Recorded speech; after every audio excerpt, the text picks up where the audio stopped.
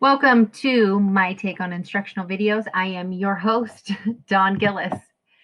Today I want to talk about research about videos, why I make them, some drawbacks, how I make them, and my secret, not so secret, tips and tricks.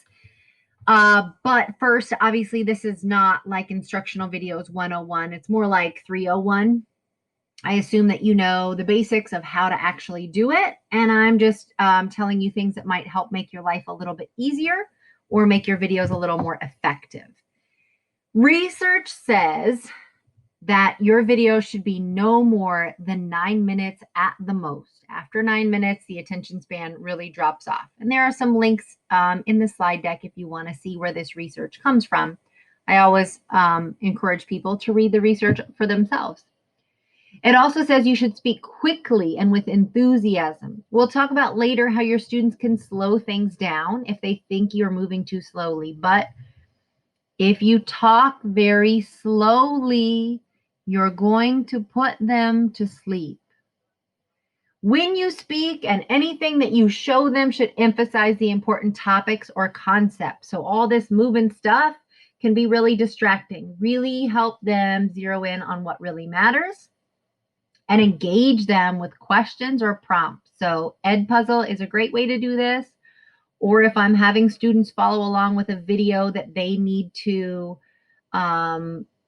use as a tutorial, so they actually have to do something physically after seeing it or while watching it, I will say in the video, pause the video, go do your paper, and then continue playing when you've completed this on your own. Remember though, or one thing I should tell you about this research is it comes from colleges. That's really the only place that there's a lot of experience with virtual learning. And so a lot of this research is, or all of this research is from college age students who have already been narrowed down into a cohort of students who are in college. So anything we learn about what works with college kids is not necessarily perfectly translatable into what we know about teaching middle school. So take any of that research with a grain of salt, of course. However, avoid the flashy effects. So as you're probably experiencing, it is incredibly hard to concentrate when there's some funny little GIF or there's too much going on that makes it hard to know what to focus on.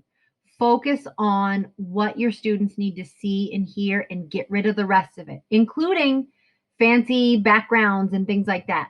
It makes it too difficult for your students to see what is really important. Teach them, though, how to get the most out of the video. So totally show them how to take advantage of closed captions and even translations on YouTube. They may not be perfect, but they might be better than nothing at all. Also, you can change the playback speed. So when I had to watch the FCPS trainings in the fall, where the man talked so slowly, I really enjoyed being able to change the playback speed to 1.5, and it sped things up so that it was at my pace. Your students can do the same thing for you. So if they find you're talking too quickly, like I was sort of doing just now on purpose, they can slow you down a little bit and make it a more appropriate pace for them. And of course, encourage them to pause, rewind, watch again. That's what's great about the video. They don't have to ask you again. They can do it themselves. So obviously, you would make an instructional video to save yourself from repeating something 20 times or answering the same question a bajillion times, or even forgetting to say the one thing that would save them all from certain doom, right? It makes it easy for you to catch up a student who is absent, someone who is logged in and present, but then they pop back in at the end of class and say, I'm sorry, miss, my mom asked me to go help with the dishes. What are we doing again?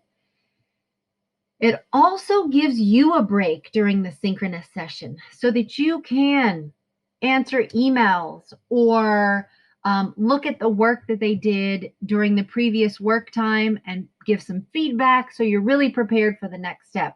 Even if it's 4 minutes, it gives you sort of a pause during those sessions while they're watching that instruction that you can use in a lot more productive ways.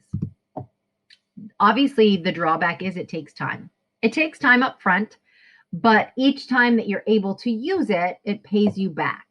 So if I made a 4-minute video and I get to play it for 3 class periods, easily pays for itself in that one semester.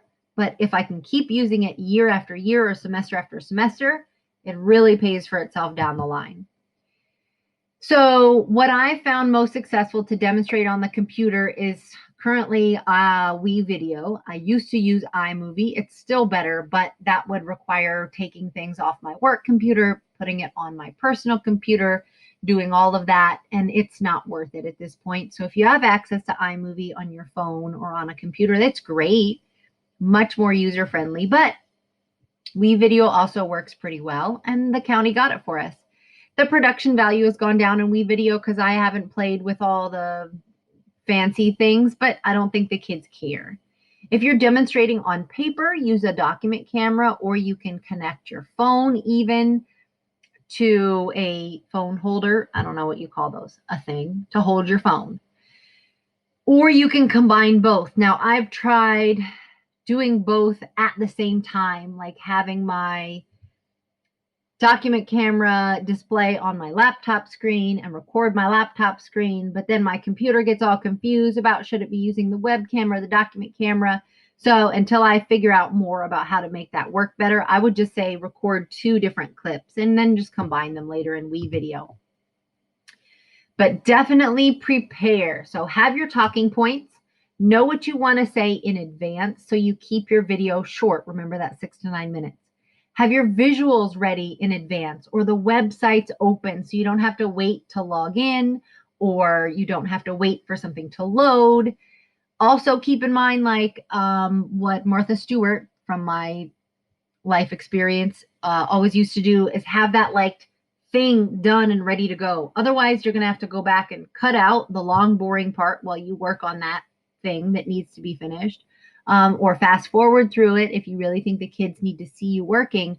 But otherwise, just pull out the finished project, ta-da, and show them at the end of the video. Keep in mind, though, your experience.